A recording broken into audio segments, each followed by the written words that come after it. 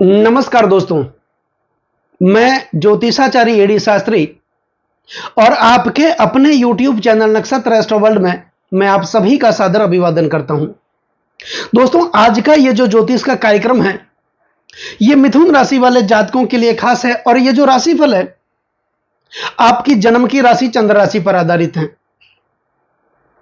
हमारे प्राणों के स्रोत, जीवनदाता, नौ ग्रहों के राजा, अपने प्रकाश से पूरे ब्रह्मांड को प्रकाशित करने वाले, जिनका अनुभव हम प्रतिदिन करते हैं और हमारे दिन की शुरुआत जिनके साथ होती है, ऐसे भगवान सूर्य नारायण अपना राशि परिवर्तन करेंगे। वैसे सूर्यदेव हर महीने अपनी राशियां बदलते रहते हैं, इनका गोचर परिवर्तन हर महीने होता है, लेकिन 12 महीनों में एक महीना ऐसा होता है जिस महीने सूर्यदेव 12 राशियों का भ्रमण करके अपनी स्वराशि, अपनी खुद की राशि, अपने घर में विराजमान होते हैं। तो सूर्यदेव अपना राशि परिवर्तन करेंगे।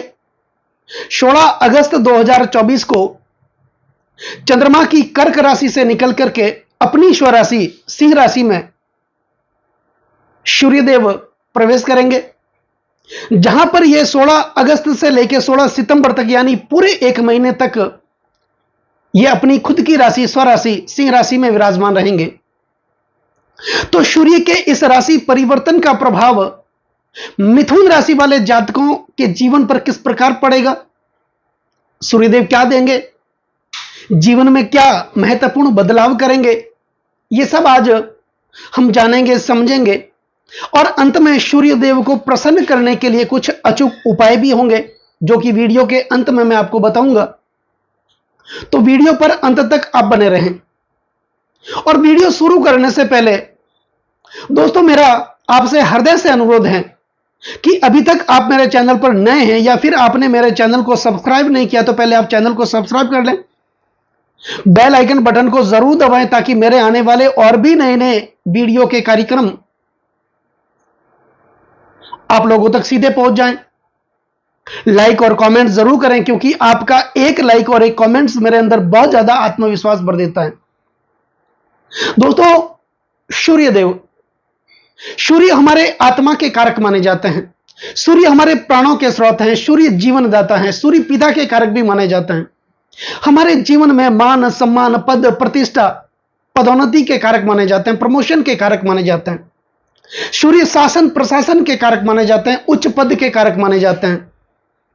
और ऐसा कहा जाता है कि जिन लोगों की जन्म कुंडलियों में सूर्य की स्थिति मजबूत है, सूर्य बलवान है, ऐसे व्यक्ति को जीवन में कोई पीछे रख ही नहीं सकता है। ऐसे में सूर्य अपना राशि परिवर्तन करेंगे, सिंह राशि में अपनी खुद की राशि में विराजमान होंगे। तो मिथुन राशि वाले जातकों के लिए इनका राशि परिवर्तन जब होगा सिंह राशि में, तो ये तीसरे भाव में विराजमान होंगे। आपकी राशि के स्वामी बनते हैं बुध। बुध भी तीसरे भाव में सूर्य के साथ विराजमान होंगे। अब बुध लग्न और चतुर्थ भाव, दो केंद्र भाव के स्वामी होकर के सूर्य के साथ बुध आदित्य राजयोग का निर्माण भी करेंगे। मिथुन राशि वाले जातकों के लिए शुक्र, जो कि लग्नेश के परम मित्र भी माने जाते हैं, पंचमेश बनकर के बुध के साथ सूर्य के साथ युति बनाएंगे। और सबसे बड़ी बात, शनिदेव इस समय अपनी मूल त्रिकोण राशि स्वराशि कुंभ राशि में चल रहे हैं। और मिथुन राशि वाले जातकों के लिए शनिदेव भाग्य भाव के स्वामी बनकर के भाग्य भाव में ही विराजमान है, कुंभ राशि में। कोई भी ग्रह जब अपनी स्वराशि में होते हैं, जिस भाव में होते हैं, उस भाव से संबंधित फल को यह बढ़ा देते हैं। तो शनिदेव भाग्यस्थान में अपनी मूल त्रिकोण राशि में विराजमान हैं। और 16 अगस्त को जब सूर्य अपना राशि परिवर्तन करेंगे, तीसरे भाव में आ जाएंगे, तो यहां पर सूर्य और शनि का समसप्तक योग बनेगा। हालांकि सूर्य और शनि दोनों पिता पुत्र हैं, लेकिन दोनों के बीच शत्रुता का संबंध है। सूर्य शनिदेव को अपना पुत्र तो मानते हैं, लेकिन शनिदेव सूर्य को अपना पिता स्वीकार ही नहीं करते हैं। इनके पीछे भी एक पौराणिक कथा है। तो यहां पर शनिदेव भाग्य से मिथुन राशि वाले जातकों के लिए सर्वाधिक कारक बनते हैं। और सूर्य पराक्रम भाव के अंदर विराजमान है। समसप्तक दोनों का योग बनेगा।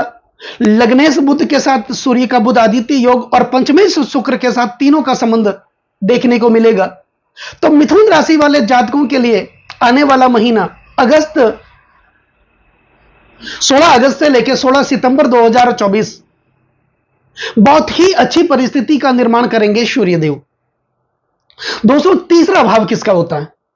तीसरा भाव होता है साहस का, आत्मविश्वास का, नैतिक चरित्र का, नैतिक बल का, संचार का, कम्युनिकेशन का, बातचीत का, भाई बहनों का, ग्लैमर का, मीडिया का, सोशल मीडिया का भाव तीसरा भाव माना जाता है। और तो यहां पर सूर्य का आना और बुध बुद्धि के कारक हैं, सोशल मीडिया के कारक माने जाते हैं, बातचीत कला के कारक माने जाते हैं। तो सूर्य और बुध का बुधादित्य योग तीसरे भाव में बनना, और अगर वैसा देखा जाए तो तीसरे भाव के जो कारक होते हैं वो बनते हैं मंगल। तो यहां पर मंगल की चतुर्थ दृष्टि भी तीसरे भाव पर रहेगी और सूर्य पे रहेगी।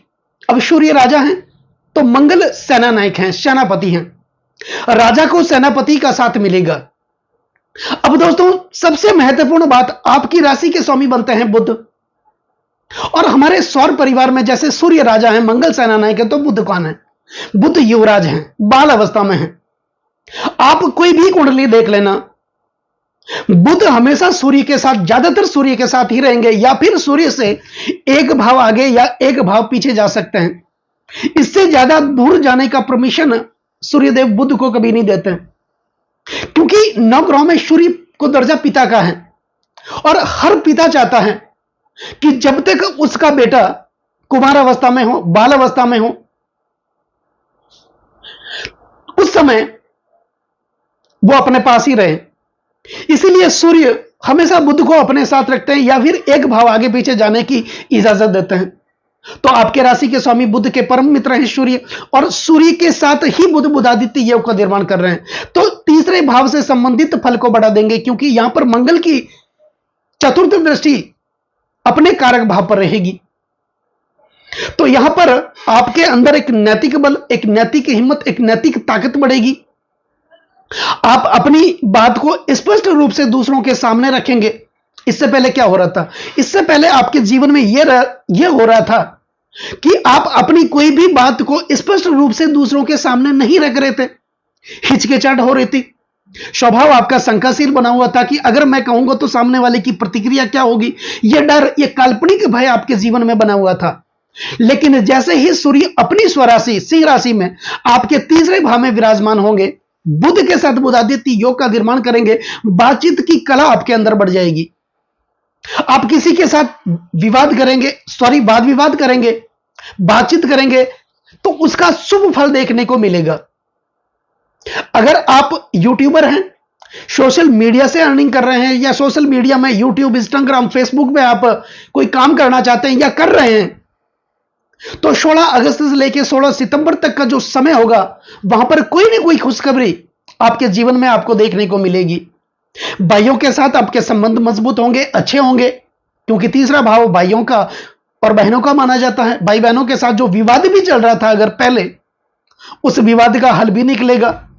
सब परिवार वाले एक जगह बैठ करके किसी भी समस्या का समाधान कर सकेंगे, ऐसा वातावरण आपके जीवन में बनेगा। प्रत्येक संपत्ति में विवाद भी आपका चल रहा होगा, उस विवाद का अंत भी होगा। कोर्ट कचहरियों के आप चक्कर काट रहे थे, उससे आपको मुक्ति भी मिलेगी। यहां पर पारिवारिक सपोर्ट आपको मिलेगा, पिता के साथ आपके संबंध मजबूत होंगे, भाइयों के साथ आपके संबंध मजबूत होंगे, और आपका जो मेंटल स्टेट, आपकी मनोस्थिति इस समय काफी मजबूत होगी, और आपके अंदर एक आत्मविश्वास का सुखद संचार आपके जीवन में देखने को मिलेगा। प्रमोशन मिलेगा, पदोन्नति मिलेगी। आप इससे पहले कोई भी कार्य कर रहे थे, 100% अपना एफर्ट लगा रहे थे, लेकिन आपकी मेहनत का पूर्ण यश आपको नहीं मिल रहा था, उसका यश किसी और को मिल रहा था। कोई ना कोई बड़ी डील आपके साथ होने वाली थी, वो डील अचानक से आपके जीवन में कैंसिल हो गई। कोई ना कोई नया प्रोजेक्ट मिलने वाला था, वो प्रोजेक्ट किसी और को मिल गया। तो ऐसी परिस्थितियां आपके जीवन में बनी हुई थी लेकिन सूर्यदेव, सूर्य नारायण जब अपना राशि परिवर्तन करेंगे, अपने घर में आएंगे और आपके तीसरे भाव पराक्रम भाव में आएंगे, कोई ना कोई बड़ी डील आपका इंतजार कर रहा है, कोई ना कोई बड़ा प्रोजेक्ट आपका इंतजार कर रहा है। इससे क्या होगा? आप खर्चों से जूझ रहे थे, अननेसेसरी खर्चे जीवन में बने हुए थे, हॉस्पिटल से संबंधित खर्चे आपके जीवन में बने हुए थे, माता पिता के स्वास्थ्य में, बच्चों के स्वास्थ्य में गिरावट आ रही थी, उससे भी आपके जीवन में जो पैसे थे वो खर्च हो रहे थे। लेकिन उस परिस्थितियों का अंत यहां पर देखने को मिलेगा। अब देखो दोस्तों, बुध 2 केंद्र भाव के स्वामी हैं और सूर्य के साथ बुधादित्य योग का निर्माण भी कर रहे हैं। तो बुध लग्न के स्वामी है और चतुर्थ भाव के स्वामी है। चतुर्थ भाव के स्वामी बनकर के ये तीसरे भाव में सूर्य के साथ विराजमान रहेंगे, शुक्र के साथ भी विराजमान रहेंगे। और यहां पर चतुर्थ भाव किसका है? चतुर्थ भाव है प्रात्यिक संपत्ति का, विरासत का, पारिवारिक सुखों का, माता का भाव माना जाता है। भू, भूमि, भवन, मकान और प्रॉपर्टी का भाव माना जाता है। यहां पर या तो आप कोई ना कोई नई प्रॉपर्टी लेंगे, कोई ना कोई नया मकान आप खरीदेंगे, ऐसे योग भी बन रहे हैं। या फिर जो प्रॉपर्टी आपने पहले ली थी, अपने धन का निवेश आपने पहले किया था, उस निवेश का अच्छा रिटर्न आपको देखने को मिलेगा। बातचीत करने में आप कुशल हो जाएंगे, आपके अंदर एक अलग प्रकार की कलाकारी आ जाएंगी, आप किसी के सामने भी झुकेंगे नहीं, लगातार आगे बढ़ेंगे, आपकी वाणी कुशलता बढ़ेगी और आप अपनी वाणी कुशलता के कारण अपना फंसा हुआ काम निकालने में भी माहिर बनेंगे। तो यहां पर बुध का साथ मिलेगा, चतुर्थ भाव से संबंधित फल की प्राप्ति होगी, लग्न भाव से संबंधित प्राप्ति होगी। लग्न भाव अपने स्वयं का भाव माना जाता है। लग्न भाव से हमारा आचरण, हमारा स्वभाव, हमारा चरित्र, हमारे गुण, हमारे दोष, हमारा व्यक्तित्व, हमारी महत्वाकांक्षाएं, हमारी आकांक्षाएं, ये सब देखी जाती हैं। तो इस 1 महीने में आपके अंदर एक आत्मविश्वास तो बढ़ेगा ही, साथ में आपकी महत्वाकांक्षाएं भी बढ़ेगी। आपके व्यक्तित्व में एक अलग प्रकार का निखार देखने को मिलेगा। पति पत्नी के बीच तनाव चल रहा था, उस तनाव का अंत भी होगा। एक समझ से बैठ नहीं रहा था, हालांकि विचारों को मतभेद बना हुआ था, एक काल्पनिक मतभेद था, विचार बैठ ही नहीं रहे थे। लेकिन इस प्रकार की कोई भी समस्याएं आपके जीवन में होगी, उस समस्याओं का अंत भी होगा। अब शुक्र जो कि आपके पंचमेश बनकर के लगने से बुध के परम मित्र माने जाते हैं, शुक्र और शनि 2 कारक बनते हैं जब बुध की राशियां मिथुन राशि या कन्या राशि लग्न भाव में होती हैं। तो शुक्र पंचमेश बनकर के सूर्य और बुध के साथ तीसरे भाव में विराजमान होंगे।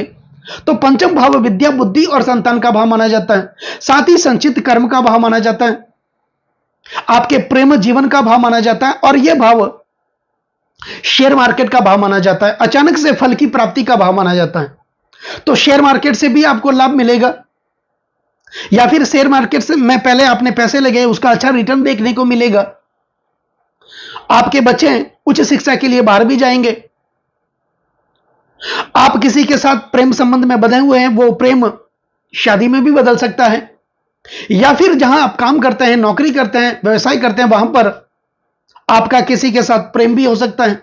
तो सुखद परिस्थितियों का निर्माण शुक्र भी करेंगे। अब शुक्र भौतिक सुख सुविधाओं के कारक माने जाते हैं, लग्जरी जीवन के कारक माने जाते हैं। तो यहां पर पंचमेश बनकर के सूर्य और बुध के साथ विराजमान रहेंगे।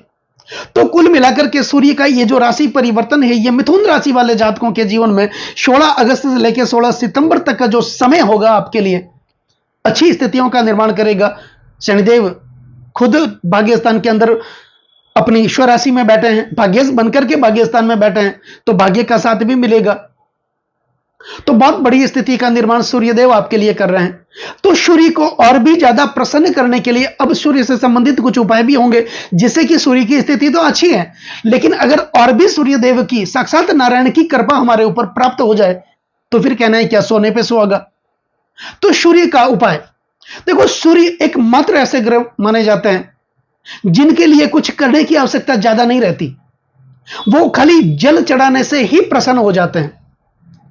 तो नित्य प्रतिदिन प्रातःकाल जब सूर्य उदय होने की तैयारी में हो, अपनी लालिमा लिए हुए हो, उस समय जल में लाल चंदन मिलाकर के सूर्य को नियमित आप अर्घ्य दें। और सूर्य को अर्घ्य देने समय सूर्य के मंत्र ओम सूर्याय नमः, ओम भास्कराय नमः, ओम आदित्याय नमः, इस मंत्र का आप नियमित उच्चारण करें। जल देते समय सूर्य से संबंधित वस्तुएं गुड़, गेहूं और तांबे का दान करें। एक लाल वस्त्र में यह उपाय आपको रविवार को करना है। लाल वस्त्र की पोटली बना करके उसके अंदर गुड़, गेहूं और तांबा डाल करके अपने ऊपर 11 बार घुमा करके किसी जरूरतमंद को आप दान कर दें। दूसरा, सूर्य गायत्री मंत्र ओम आदित्याय विद्महे दिवाकराय धीमहि तनो सूर्य प्रचोदयात, इस मंत्र का आप नियमित उच्चारण 1 महीने तक करते रहें। उम्मीद करता हूं साक्षात नारायण की, परम पिता परमात्मा की कृपा आप लोगों पर हमेशा बनी रहेगी। दोस्तों, कैसा लगा ये वीडियो? ये वीडियो अगर आपको अच्छा लगा हो, मेरा समझाना आपको अच्छा लगा हो, मेरे समझाने का तरीका अगर आपको सार्थक लगा हो, तो इस वीडियो को आप आगे से आगे शेयर जरूर करें। बेल आइकन बटन को जरूर दबाएं ताकि मेरे आने वाले और भी नए नए वीडियो के नोटिफिकेशन आप लोगों तक सीधे पहुंच जाएं। और एक कमेंट जरूर करें और कमेंट्स में ओम सूर्याय नमः, ओम नमः शिवाय जरूर लिखें। नमस्कार दोस्तों।